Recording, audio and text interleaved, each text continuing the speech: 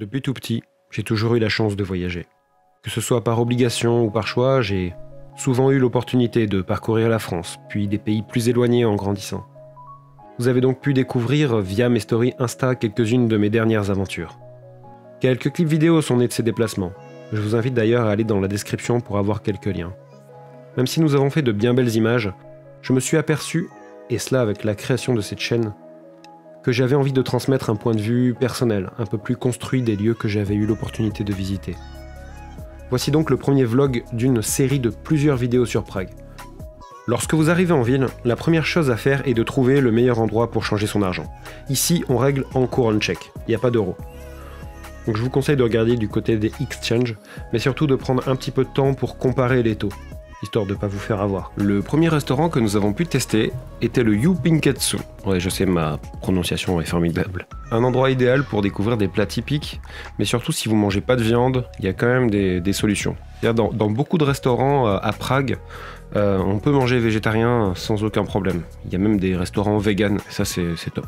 Nous avons eu l'occasion d'aller dans des supermarchés comme le Billa, où nous avons rencontré Pierre Baguette, l'authentique. Si vous aimez l'eau plate, il faut se renseigner sur les écritures tchèques. Parce que nous, on a galéré à trouver de l'eau plate. La plupart du temps, c'était de l'eau pétillante. Ou alors, c'était de l'eau plate qui avait goût d'eau pétillante. Et c'était un peu surprenant, dirons-nous.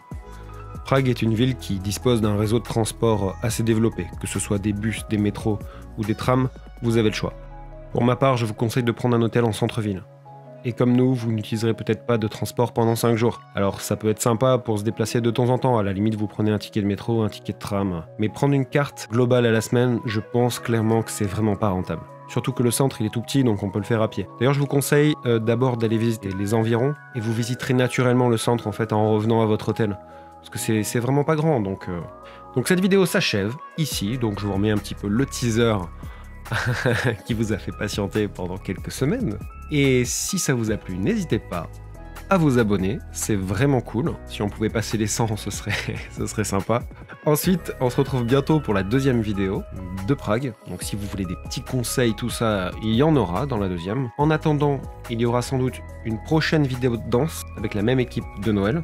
Je sais que vous avez bien aimé cette vidéo vu que c'est celle qui a fait le plus de vues pour l'instant sur la chaîne. Je vous embrasse, à bientôt.